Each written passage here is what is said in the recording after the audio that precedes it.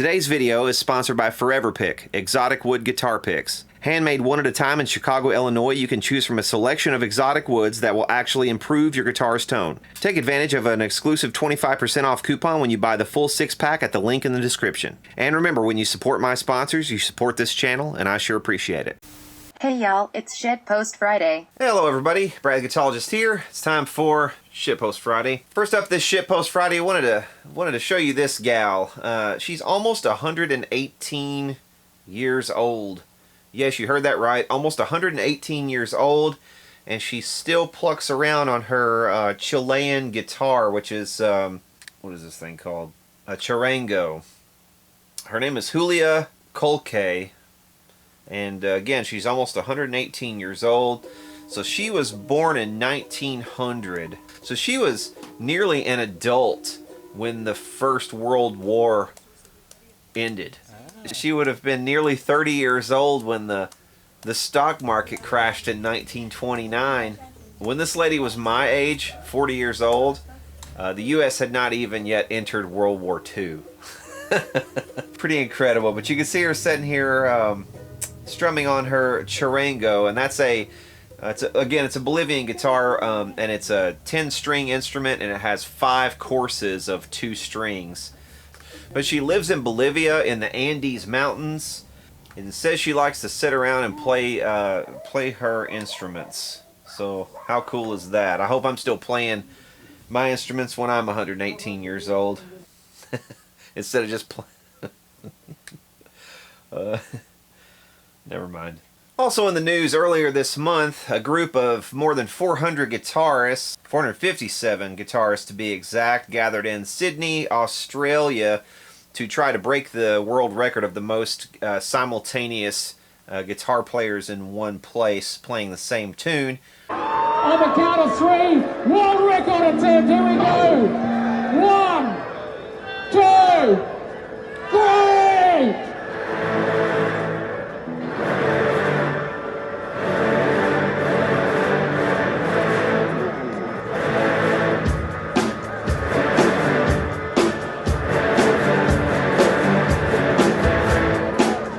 And they strummed out AC/DC's Highway to Hell all together with little mini Marshall amplifiers. The previous record was set in 2013 when 368 guitarists gathered in India to play Knocking on Heaven's Door. And I actually took part in a similar attempt in, I think it was 2013 also, in Evansville, Indiana. And here's some video of that day. I just evolved, sing and play.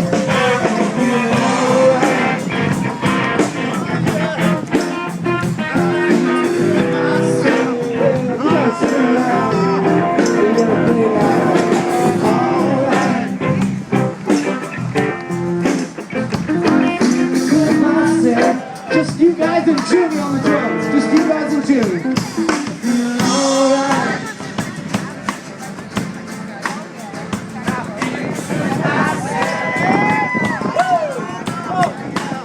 And of course, when you make an attempt like this, it's kind of difficult to pick a song because you really need to pick something that a lot of people can play along easily to, and that's sometimes easier said than done. And rounding out the news today, sadly, guitarist from Lynyrd Skynyrd, Ed King, has died at 68. He died on the 23rd of August.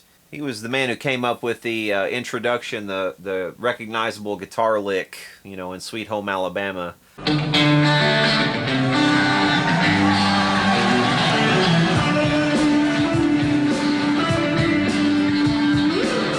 He was with them up until about 1975, I think, before he quit the band. And it's probably a good thing that he did because, of course, in 1977, as everyone knows, there was a pretty horrific plane crash where a lot of the band members were injured or passed away. King was also a member before Lynyrd Skynyrd in Strawberry Alarm Clock, which was the psychedelic band who in 1967 had the hit Incense and Peppermints. Good sense, innocence, crippling mankind. Dead King's many things I can't define. So rest in peace, Ed King. Okay, so that's going to bring us to a new segment I like to call Ask an Amp Tech. When you don't know what the fuck you're doing, talk for asking an amp First up in our Ask an Amp Tech segment, we have Mike. Mike says, "Hi Brad, love the videos, watch them all the time, though I can't solder worth a damn. I was thinking of buying a new amp and wonder what you think. I want a Fender Pro Jr. 500 is too much for me. One guy has one for 250 bucks, but it has UK power. He uses some step-down converter, question mark. If the amp has a UK power transformer, and it was sold in the UK initially, and he's using it in the US, then yes, he has to have some kind of step down. You could replace the power transformer in that, but it would probably be more expense and more hassle than that particular amplifier would be worth. I would suggest to you that you could probably get a used Fender Pro Jr. for a lot less than $500. In fact, let me see here what we could find just online right now. And yes, indeed, you can get them for about 500 bucks through Sweetwater for the Fender Pro Jr. 4 15 watt with the 110 speaker. And that's for the tweed version. You can get regular black versions for a lot less. Here's one used at a Guitar Center for 299 bucks. Actually, there's 2 or 3 different ones. Version 3. So I don't know if you want version 3, version 4, or what, but I don't even know the difference between those, to be quite honest with you. But yes, you are absolutely right. 500 is way too much to spend for one, unless you're getting a brand spanking new one with a full out warranty and everything. And I wouldn't even spend the retail price. You know, you can call Sweetwater. This is what I would suggest. If you're in the market for a new one, call Sweetwater and ask to speak to one of their sales representatives, and ask them what the best price they can give you on one of these is, and I guarantee you it's going to be less than the $499, which is the minimum advertised price.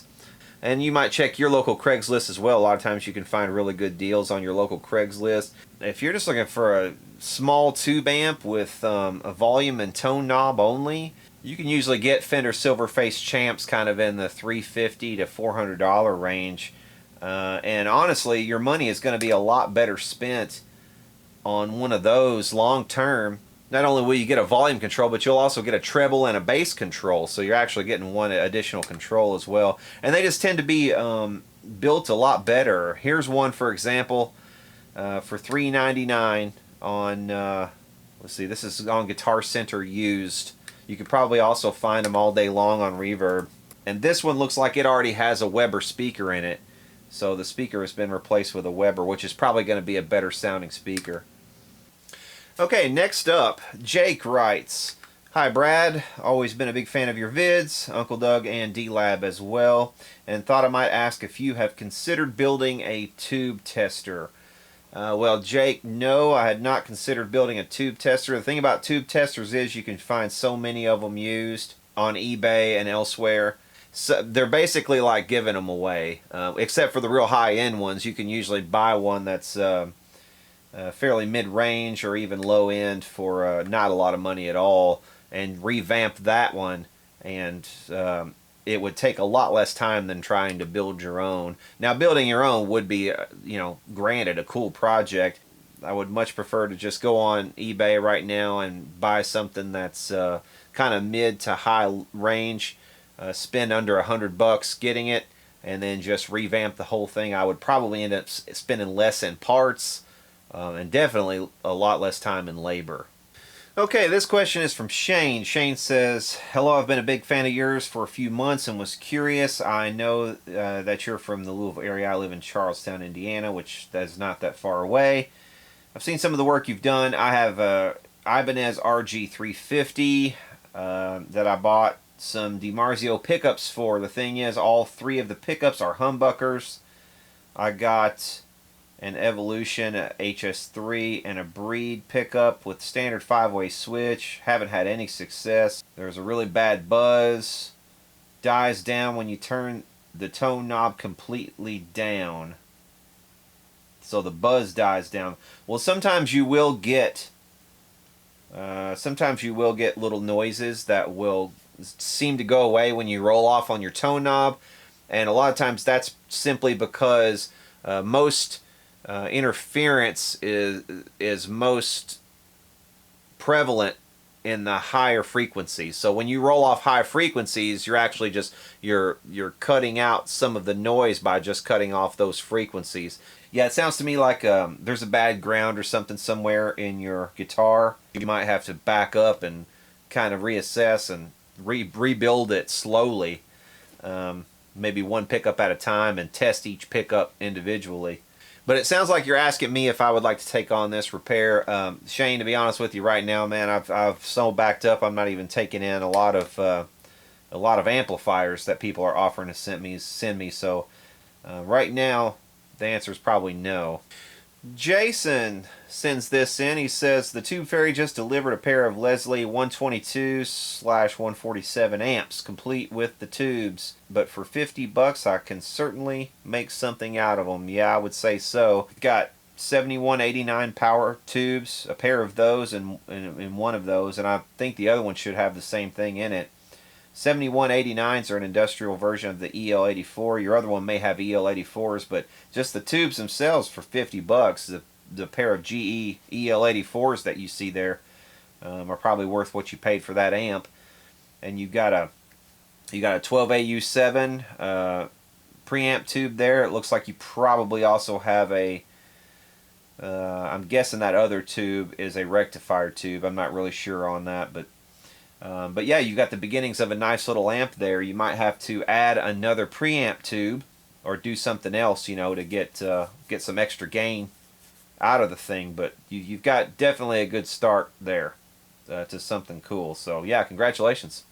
And that's the thing about this sort of stuff, man. There's just so much of this sort of thing out there. It's really hard for anyone who can do any kind of work like this to justify going and buying a new guitar amp. That's why my first instinct whenever the fellow asked me about the Fender Pro Jr., you know, should I go spend $500 on a brand new Fender Pro Jr., which is, you know, basically the most basic of amps possible, you know, that Fender produces now. You know, should you buy one of those or you know, get some old piece of equipment like this and convert it? I mean, to me, it's a no-brainer. You get the old piece of equipment for $50 or $100, even if you have to spend that much.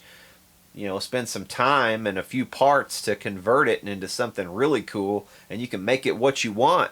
You just have to have, you know, a little bit of knowledge, which you can gain from watching this channel, watching a few other channels on YouTube. You can also order a few books. I've got some book recommendations down in the description of all my videos. If you want to go down there and grab a couple of books, read through some books, learn how to do this stuff, and man, you can save yourself a shit ton of money, and you can have some really cool equipment, and you can have some stuff that's custom to you that nobody else in the whole world has. So that's the other really cool thing about doing this hobby. So yeah, that ends our new segment, Ask an Amp Tech. Hope you guys enjoyed that segment. When you don't know what the fuck you're doing, time for Ask an Amp Tech. And now let's check out some of the other things that I've been up to lately. Alright, now this Shitpost Friday, let's take a look at some fresh arrivals. The other day I went to an estate sale, and it was a local estate sale just around the corner from my house. And it was at one of the oldest houses in my neighborhood here. This was built in 1923. The lady who lived there and who owned the stuff inside of it had lived there since 1970 or 71, and she was in her 90s and was going into a nursing home. And so all the stuff, all the contents were being sold off, and the house was being sold off. And I walk in, the first thing I see when I walk into the kitchen is this sitting on a table. So I grabbed it without even looking at the price, obviously, because I knew exactly what it was. It's a model CH8 from Bogen, made in New York. It's a Challenger CH8. And a lot of these had Challenger written on them here, or as a decal. I've actually had one of these before, and I think I made a video of it on my channel way back in the day.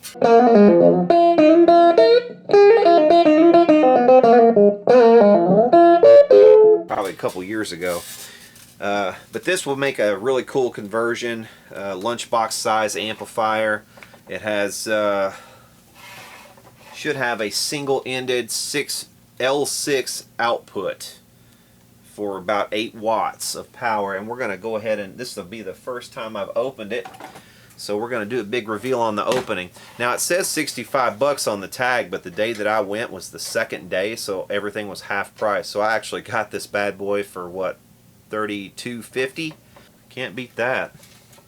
I got a couple of other cool little things at this estate sale as well.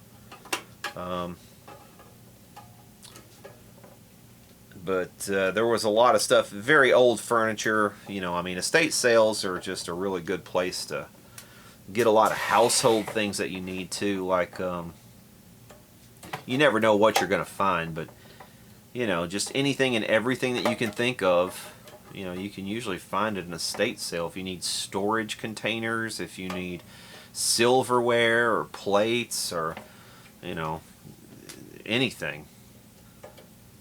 And you can get all this stuff for so cheap. It just makes it really hard when you know about this kind of stuff. It makes it really hard to go out and pay retail for something anymore when there's so much of it out there.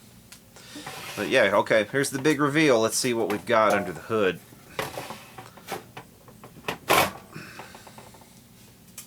All right, got a lot of dust, that's for sure. Yep, this is a 6L6GA. This has a 6AV6, which will be probably on the microphone channel. So that'll be a stage in the microphone channel. Then it goes to a 6SJ7, and then on to the 6L6GA. But let's see what we got here on the GA. This is a tongue sole 6L6GA. That's a Coke bottle shaped 6L6. 322026. So this would be the 26th week of 19. That should be 1950. And this is a GE 6SJ. But we'll get a closer look at it when we come around to doing a conversion on it. But yeah, definitely a cool little model of amplifier that is definitely going to make a nice little guitar amp. Here are a couple other things I got at that same estate sale. First of all, I got this Spencer microscope. This thing is from the 1930s. All of the works were gummed up on it pretty bad when I first got it, so I lubricated it. And you know, I'm not really a microscope expert, but I had to go through and clean all of the lenses. They had a couple different microscopes. They had 2 of this model, but the other one didn't have either of these lenses, so I went for this one. They wanted 60 bucks for it originally. I offered them 20 on day 3, and they took it. So for 20 bucks, I got a really old microscope from the 1930s, which might play around with a little bit more later. So that's cool. Got this Onkyo cassette deck. This has HX Pro noise reduction, Dolby. I have not even tested it yet. As a matter of fact, might as well go ahead and test it right now.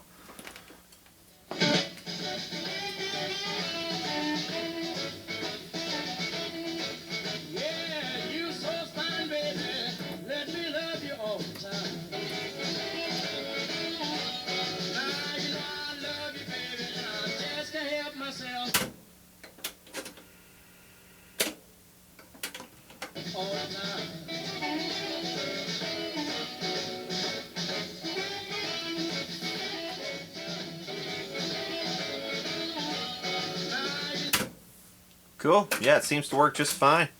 Also got this little speaker. This is a, I don't know what this thing is supposed to be. This is, I don't know. This is maybe a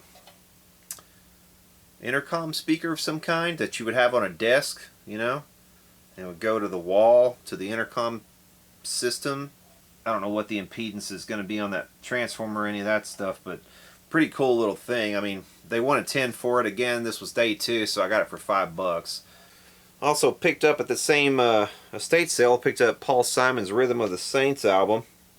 If you guys have never heard this album, it's this has got some good stuff on it. It's not, I don't think it's Paul Simon's best overall, but it does have some really cool stuff on it.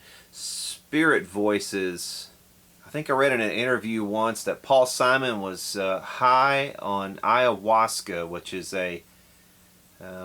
an indigenous beverage that is made, you know, down in the rainforest, and he was just off his tits on ayahuasca, which is supposedly one of the most psychedelic experiences you can have on planet Earth. And he wrote that song, Spirit Voices, high on ayahuasca. Also got a whole box full of cables for $5, which, you know, it's kind of hard to pass up, you know, decent quality cables when you see them. The thing about these is, you know, if you're ever changing out the RCA cables on a Fender or something like that for the reverb tank, it's good to have stuff like this around, because that's a really good quality cable right there. But there's a bunch of it here. These could come in really handy for stuff like that.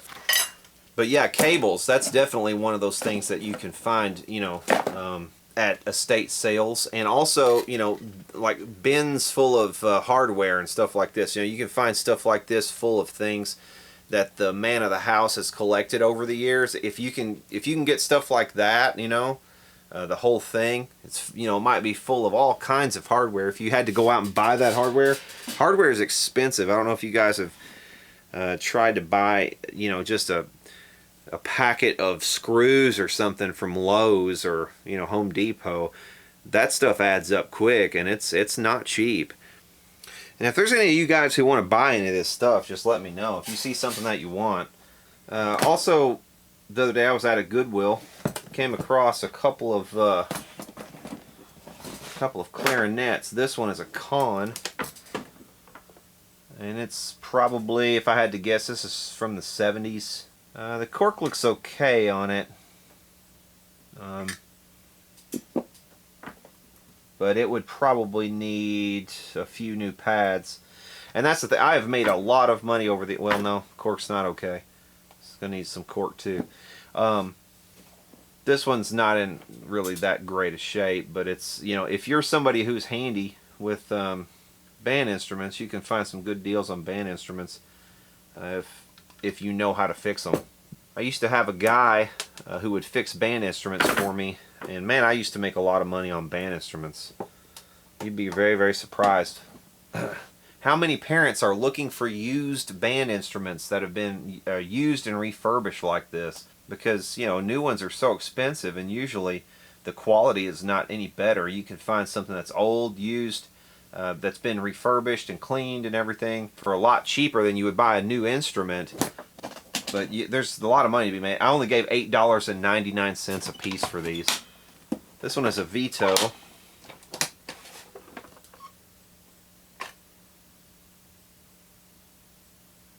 And it's also a plastic beginner's one, but this one's in a lot better shape. This one's actually in really good shape. This would be a player right now if somebody would just wanted to clean it and, you know, sterilize it and whatnot. This could be used right now as is. I don't see any problems with this one.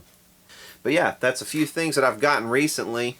All right, that brings us to the guitar of the week. Guitar of the week this week is an early 1970s Ampeg Super Stud. What a name for a guitar, right? They made a couple different versions of the stud line. They made a regular stud, and then they had a heavy stud, I think, and then this, the Super Stud, which was the higher end one. These are bolt-on neck guitars. They made a couple different versions. They made like an SG copy like this, and they also made a Telecaster copy. This one, of course, is the SG copy. Really nice tuners on this, on the high-end version. These are USA Grovers, and they didn't skimp on these tuners. Those are nice, nice Grover tuners. But yeah, this is the model GE500. This one needs a complete setup. The other bonus to this one was this has vintage Bartolini pickups. So I've got two vintage Bartolini pickups. I've got the vintage USA made Grover tuners, which are their highest end tuners they made at the time. Nice nice guitar as well, really. It's a bolt-on neck. The neck has a volute here. The guitar is made in Japan. Has a real nice German carve along the edge. Nice Bigsby style vibrato. Roller saddles. These knobs, I believe, have been replaced with Gibson style knobs. Originally they would have been like the witch hat. But yeah, these Bartolini pickups, these should be pretty cool pickups, and they're not stock. Someone put these in here. So I thought I might take the strings off of it and flip this pick guard up and see exactly what these pickups are. Alright, and here we are with this super stud up on the bench. Let's go ahead and take the strings off of it.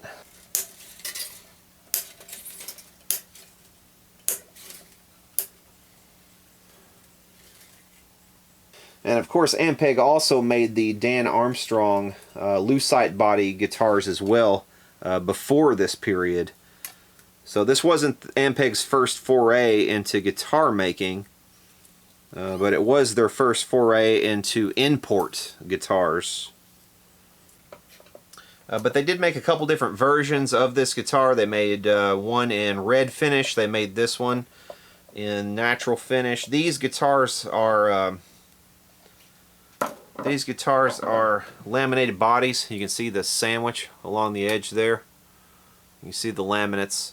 And it's a pretty heavy guitar as well as a result of all the laminations. Yeah, you can see a different screw right there. That's probably an original screw, that one.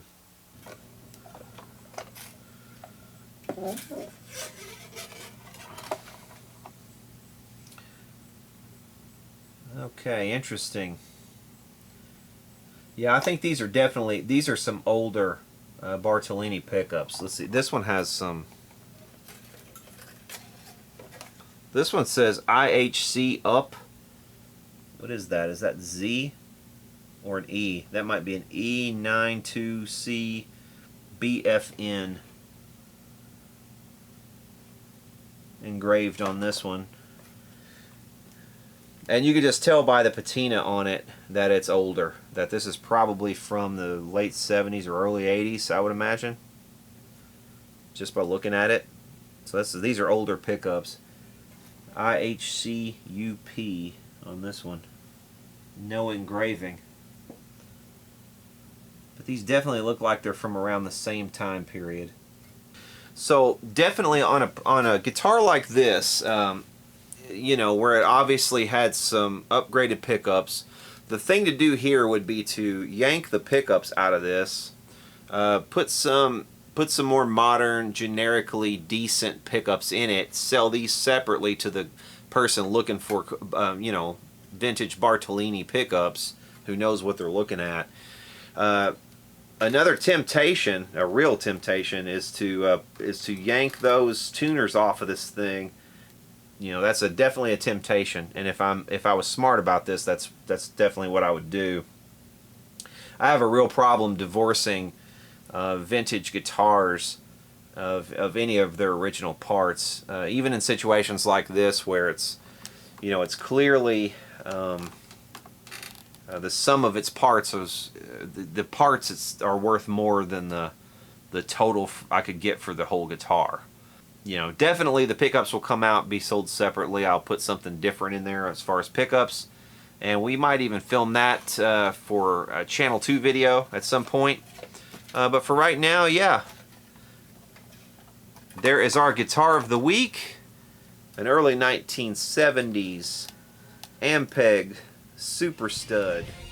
Okay, so that's going to conclude this week's Shitpost Friday. Hope you guys have enjoyed this one. If you have, please hit subscribe down below. Also consider making a donation through my PayPal, which is down below as well. My email address is down there. For if you want to send me a PayPal tip, please do. It helps keep this channel running. I'm still doing the Pussy Melter raffle, so if you guys donate $5 or more, I'll enter you into the raffle. That's all for this week. Y'all take care.